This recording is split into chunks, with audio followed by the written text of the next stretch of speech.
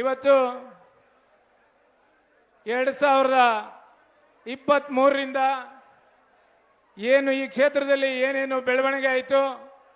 16ರಲ್ಲಿ ನಾನು ಬಂದೆ, 18ರಲ್ಲಿ ನನಗೆ ಟಿಕೆಟ್ ಮಿಸ್ ಆಯಿತು. ಮತ್ತೆ ಅದೇ ರೀತಿ 23ರಲ್ಲಿ ಇದೇ ಪಕ್ಷದಲ್ಲಿ ನಾನು ಸಂಘಟನೆ ಮಾಡ್ತಾ ಇದ್ದೆ. ಕಾರಣಾಂತರದಿಂದ ಕೆಲವು ಕಾರಣದಿಂದ ನನಗೂ 23ರಲ್ಲಿ ಟಿಕೆಟ್ ತಪ್ಪೋಯ್ತು. ಅದರಂತೆ ನಮ್ಮ ರಾಷ್ಟ್ರೀಯ ಪಕ್ಷ ಬಿಜೆಪಿ ಪಕ್ಷದ ಕಾರ್ಯಕರ್ತರು ಮತ್ತು ಪಕ್ಷದ ಅಭಿಮಾನಿಗಳು ನನ್ನನ್ನು ಬಿಜೆಪಿ ಪಕ್ಷಕ್ಕೆ ಕರೆದು 20 ದಿನದಲ್ಲಿ ಚುನಾವಣೆ ಮಾಡಿ ನಮ್ಮ ಅಭಿಮಾನಿಗಳು ಬಿಜೆಪಿ ಪಕ್ಷದ ಕಾರ್ಯಕರ್ತರು ಎಲ್ಲರೂ ಸೇರಿ ನನಗೆ ಕೇವಲ 20 ದಿನದಲ್ಲಿ 50,000 ಮತ ಕೊಟ್ಟು ನನ್ನ 2ನೇ ಸ್ಥಾನಕ್ಕೆ ತಂದರು. ಅದರಿಂದ ಈ ಕ್ಷೇತ್ರದ ಜನ ನನ್ನ ಮೇಲೆ ಪ್ರೀತಿ ಇಟ್ಟಿದ್ದಾರೆ. 50,000 ಜನ ನನಗೆ ಮತ ಕೊಟ್ಟಿದ್ದಾರೆ. ಅವ್ರ ಜೊತೆ ನಾನು ನಿಲ್ಲಬೇಕು. ಕಷ್ಟನೋ ಸುಖನೋ 10 ವರ್ಷ ತುಂಬಿಸಿದ್ದೀನಿ. ನಾವು ಇಲ್ಲಿ ಇರೋವರೆಗೂ ನಮ್ಮನ್ನು ನಂಬಿರೋಂಥ ಜನನ ನಾವು ಕೈ ಬಿಡಬಾರ್ದು ಅಂತೇಳಿ ಈಗ ಹೆಗ್ಗಡದೇವನಕೋಟೆ ತಾಲೂಕಲ್ಲಿ 10 ವರ್ಷದಿಂದ ಕೆಲಸ ಮಾಡ್ತಾ ಇದ್ದೀನಿ. ಅದೇ ರೀತಿ ಕಳೆದ ಜನವರಿ ಹೊಸ ವರ್ಷದಲ್ಲಿ 25ರ ಹೊಸ ವರ್ಷದಲ್ಲಿ ಕುಮಾರಣ್ಣವ್ರಿಗೆ ವಿಶ್ ಮಾಡಲಿಕ್ಕೆ ಅಂತ ದೆಹಲಿಗೆ ಹೋಗಿದ್ದೆ ನಾನು. ಅವಾಗ ನನಗೆ ಸಾರಾ ಮಹೇಶ್ ಅಣ್ಣವರು, ಹರೀಶ್ ಗೌಡ್ರು, ಮಹಾದೇವಣ್ಣವರು, ಅಶ್ವಿನ್ ಕುಮಾರ್ ಅವರು ಎಲ್ಲರೂ ಸೇರಿ ನಮ್ಮನ್ನು ಪಕ್ಷಕ್ಕೆ ಕರ್ಕೊಂಬರ್ಬೇಕು ಅಂತೇಳಿ ಮಾತುಕತೆ ಆಯಿತು. ಅದೇ ರೀತಿ ಕುಮಾರಣ್ಣವರ ನನ್ನ ಬಾಂಧವ್ಯ ಅದು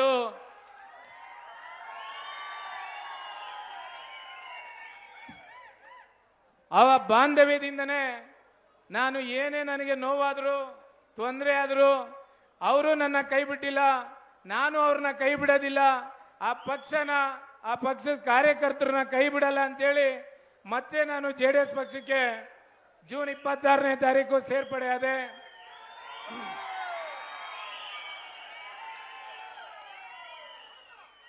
ಅದೇ ರೀತಿ ಕಚೇರಿಗೆ ಬರೋ ದಿನನೂ ನನಗೆ ಅದ್ದೂರಿ ಸ್ವಾಗತ ಕೋರಿದ್ರಿ, ಎಲ್ಲ ನನಗೆ ಪ್ರೀತಿ ತೋರಿಸಿದಿರಿ. ಇವತ್ತು ಮಾರ್ಚ್ ತಿಂಗಳಲ್ಲಿ ಕುಮಾರಣ್ಣವರು ಈ ಕ್ಷೇತ್ರಕ್ಕೆ ಬರಬೇಕಾಗಿತ್ತು. ಕ್ಷೇತ್ರಕ್ಕೆ ಸ್ವಲ್ಪ ನಿಖಿಲ್ ಕುಮಾರಸ್ವಾಮಿ ಅವ್ರನ್ನ ಕಳಿಸ್ಕೊಡ್ತೀನಿ, ಮೇ ಮತ್ತು ಜೂನ್ಗೆ ಬರ್ತೀನಿ ಅಂತ ಹೇಳಿದ್ದಾರೆ. ನಾನು ಕರ್ಕೊಂಬರ್ತೀನಿ. ಅವತ್ತು ಈ ತಾಲೂಕಿಗೆ ಒಂದು ಹಸಿವು ಮುಕ್ತ ಕಾರ್ಯಕ್ರಮ ಕೊಡಬೇಕು ಅಂತ ಹಿಂದೆ ಏನು ನಾನು ಅಪ್ಪಾಜಿ ಕ್ಯಾಂಟೀನ್ನ ತೆರೆಕೊಟ್ಟಿದ್ದೆ.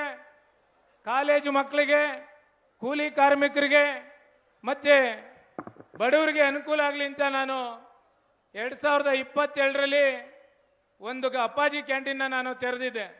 ಕೇವಲ 10 ರೂಪಾಯಿಗೆ ಊಟ ಕೊಡುವಂಥದ್ದು, ಬಡ ಮಕ್ಕಳಿಗೆ ಮತ್ತೆ ಕೂಲಿ ಕಾರ್ಮಿಕರಿಗೆ ಅನುಕೂಲ ಆಗಲಿ ಅಂತೇಳಿ ನಾನು ಆ ಕಾರ್ಯಕ್ರಮ ಕೊಟ್ಟಿದ್ದೆ.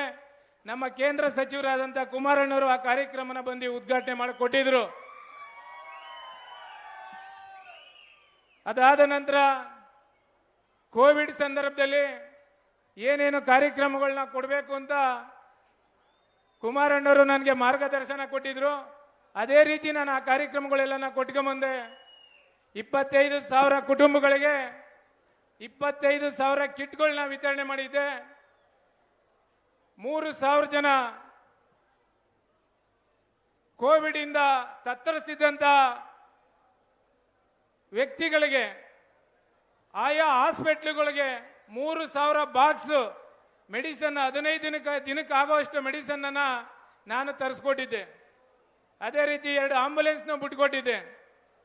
ಇದಕ್ಕೆಲ್ಲ ಒಂದು ಆಶೀರ್ವಾದ ಮಾಡಿ ನನಗೆ ಕಳೆದ ಚುನಾವಣೆಯಲ್ಲಿ ಈ ಕ್ಷೇತ್ರದಲ್ಲಿ ಉಳ್ಕೊಳ್ಳೋಂಥ ರೀತಿ ಮಾಡಿದಿರಿ. ಒಂದು 2 ವಿಚಾರನ, ಕಾಂಗ್ರೆಸ್ ಸರ್ಕಾರದ ವಿಚಾರನ ನಾನು ಮಾತಾಡ್ತೀನಿ. ಬಾಕಿದೆಲ್ಲನ ನಿಖಿಲ್ ಕುಮಾರಸ್ವಾಮಿ ಅವರು, ನಮ್ಮ ಭವಿಷ್ಯದ ನಾಯಕರು ಮಾತಾಡ್ತಾರೆ. ಈ ತಾಲೂಕಿನಲ್ಲಿ 10 ವರ್ಷದಿಂದ ಯಾರಿಗೂ ದುರಸ್ತಿ ಸಿಗ್ಲಿಲ್ಲ, ಸಾಗುವಳಿ ಚೀಟಿ ಸಿಗಲಿಲ್ಲ. ಒಂದೊಂದು ಎಕರೆಗೆ 1,00,000 ರೂಪಾಯಿ ತಾಲೂಕು ಕಚೇರಿಯಲ್ಲಿ ವಸೂಲಿ ಮಾಡ್ತಾ ಇದ್ದಾರೆ. ಅಯ್ಯಪ್ಪ ಬಂದಿದೆಯೇನಪ್ಪ? ಸವ್ಯ ಮಾಡ ಅಯ್ಯಪ್ಪ. ಅಯ್ಯಪ್ಪ ಬಂದು ಪಡುಕೋಟೆ ಅಯ್ಯಪ್ಪ. ಅಯ್ಯಪ್ಪನೇ 2 ಲಕ್ಷ ಕೊಟ್ಟಿದ್ದಾನಂತೆ ತಾಲೂಕು ಆಫೀಸಲ್ಲಿ 1 ಎಕರೆಗೆ.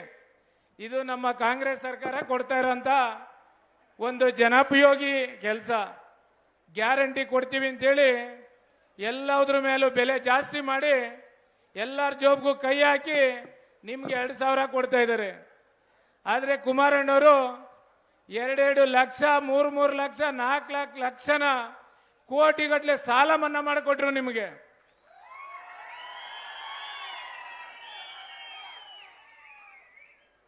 $25,000 ಕೋಟಿ ಸಾಲ ಮನ್ನಾ ಮಾಡಿದಾಗ ಅವರು ಯಾರ ತಲೆ ಮೇಲೂ ಸಾಲ ಹೊರಿಸ್ಲಿಲ್ಲ. ಇವರು 2,000 ರೂಪಾಯಿ ಗ್ಯಾರಂಟಿ ಕೊಡ್ತೀನಿ ಅಂತೇಳಿ 8.5-9 ಲಕ್ಷ ಕೋಟಿ ಸಾಲ ಮಾಡಿದ್ದಾರೆ. ಆ ಸಾಲ ತೀರ್ಸೋಕ್ಕೂ ಆಗಲ್ಲ, ನಮಗೆ ಗ್ಯಾರಂಟಿನ ಮುಂದುವರ್ಸೋಕ್ಕೂ ಆಗಲ್ಲ. ಅವ್ರ ಕೈಲಿ 10 ರೂಪಾಯಿಗೆ ಸಿಗ್ತಾ ಇತ್ತು ಪಾಣಿ, 25 ರೂಪಾಯಿ ಮಾಡಿದ್ದಾರೆ. ರಿಜಿಸ್ಟ್ರೇಷನ್ ಫೀಸ್ನ ಜಾಸ್ತಿ ಮಾಡಿದ್ದಾರೆ. ನಿಮ್ಗೆಲ್ಲ ಗೊತ್ತಿದೆ. ನೋಂದಣಿಕಾರಿಗೆ ರಿಜಿಸ್ಟರ್ ಆಫೀಸ್ಗೆ ಹೋದ್ರೆ ನಿಮಗೆ ಎಷ್ಟು ಖರ್ಚು ಬರ್ತದೆ ಅಂತ ತಮಗೆಲ್ಲ ಗೊತ್ತಿದೆ. ಅದೇ ರೀತಿ ಈ ತಾಲೂಕಿನಲ್ಲಿ ನಿಮ್ಗೆ ಇನ್ನೊಂದು ಅಚ್ಚರಿಯ ವಿಚಾರ, ವಿದ್ಯಾಭ್ಯಾಸದಲ್ಲಿ 10ನೇ ಸ್ಥಾನಕ್ಕೆ ಹೋಗೈತೆ ನಮ್ಮ HD ಕೋಟೆ ತಾಲೂಕು ಜಿಲ್ಲೆನಲ್ಲಿ. ಅದ್ರ ಕಡೆ ಶಾಸಕರು ಗಮನ ಕೊಟ್ಟಿಲ್ಲ. ಎಜುಕೇಶನ್, ಮಕ್ಕಳಿಗೆ ಎಜುಕೇಶನ್ ಕೊಡ್ತೀವಿ ಅಂತ ಹೇಳ್ತಾರೆ. ಎಜುಕೇಶನ್ 10ನೇ ಸ್ಥಾನಕ್ಕೆ ಹೋಗೈತೆ ಜಿಲ್ಲೆಯಲ್ಲಿ. ಮೊನ್ನೆ ಪ್ರೆಸ್ ಮೀಟ್ ಅಲ್ಲಿ ಹೇಳಿದ್ದಾರೆ ತಾಲೂಕಲ್ಲಿ ಡ್ರಗ್ಸ್ ಅವಳಿ ಜಾಸ್ತಿ ಆಗದೆ ಅಂತ. ಡ್ರಗ್ಸ್ ಎಲ್ಲಿಂದ ಬತ್ತಪ್ಪ? ತಾಲೂಕಿಗೆ ಡ್ರಗ್ಸ್ ಎಲ್ಲಿಂದ ಬತ್ತು? ಶಾಸಕರು ಪ್ರೆಸ್ ಮೀಟ್ ಅಲ್ಲಿ ಹೇಳ್ತಾರೆ ಅಂದ್ರೆ ನಾವು ಅರ್ಥ ಮಾಡ್ಕೋಬೇಕು. ಯಾವ ರೀತಿ ಆಡಳಿತ ನಡೀತಾ ಇದೆ, ಯಾವ ರೀತಿ ಬಡವರ ಮಕ್ಕಳನ್ನ ಇವರು ಯೋಗಕ್ಷೇಮ ವಿಚಾರಿಸ್ತಾ ಇದ್ದಾರೆ, ಮತ್ತೆ ಯಾವ ರೀತಿ ವಿದ್ಯಾರ್ಥಿಗಳಿಗೆ ಇವರು ರಕ್ಷಣೆ ಕೊಡ್ತಾ ಇದ್ದಾರೆ ಅಂತ ಯೋಚನೆ ಮಾಡಬೇಕು ತಾವೆಲ್ಲ.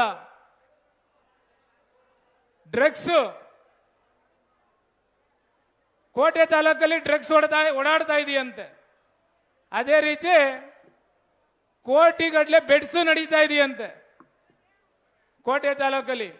Kerala border, Nanjangud border.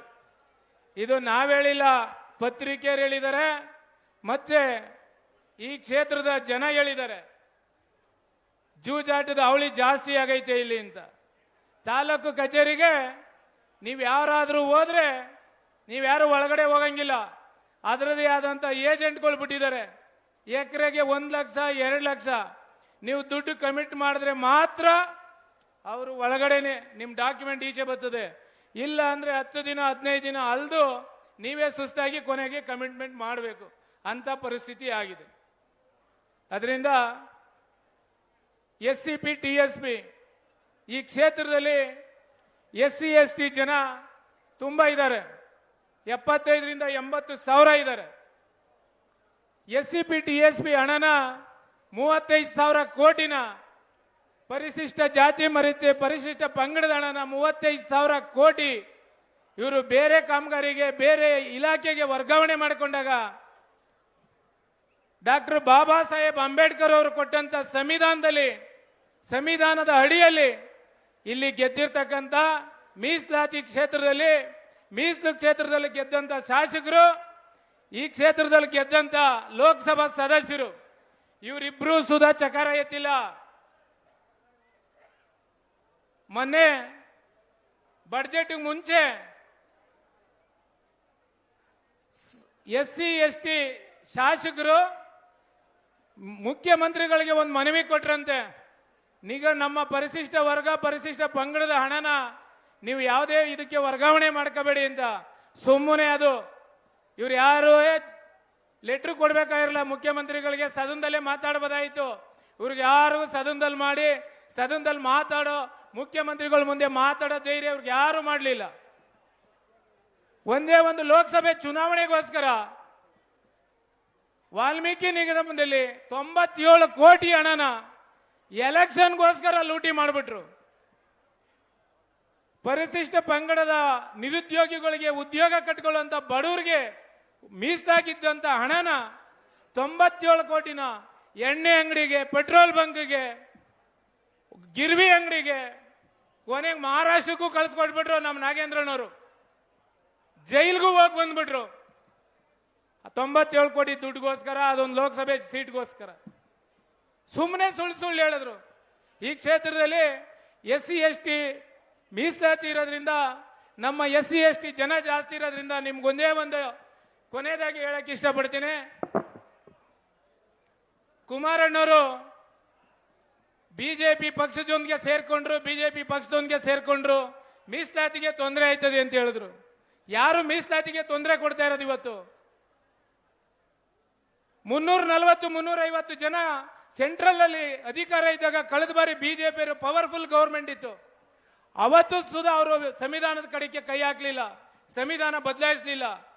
ಇದು ಬಿಜೆಪಿ ಬಿ ಟೀಮು ಅಂತೇಳಿ ನಮ್ಮ ಪಕ್ಷದ ಮೇಲೆ ಇಲ್ಲ ಸಲ್ಲದ ಆರೋಪನ ದೇವೇಗೌಡ ಅಪ್ಪಾಜಿಯವ್ರ ಮೇಲೆ, ಕುಮಾರಣ್ಣವ್ರ ಮೇಲೆ ಇಲ್ಲ ಸಲ್ಲದ ಆರೋಪ ಹೊರಿಸ್ಬಿಟ್ರು. ನೀವು ಸಣ್ಣ ಆಗ್ಬೇಕಲ್ವಾ? ಅದು ಒಂದು ಉತ್ತಮ ಆಹಾರದಿಂದ ಸಣ್ಣ ಆಗ್ಬೇಕಲ್ವಾ? ಪ್ರತಿದಿನ ನಮ್ಮ ಜೀನಿ ಸ್ಲಿಮ್ ನ ಯೂಸ್ ಮಾಡಿ ಯಾವುದೇ ಸೈಡ್ ಎಫೆಕ್ಟ್ ಇಲ್ದಂಗೆ ನೀವು ಸಣ್ಣ ಆಗ್ತೀರಾ.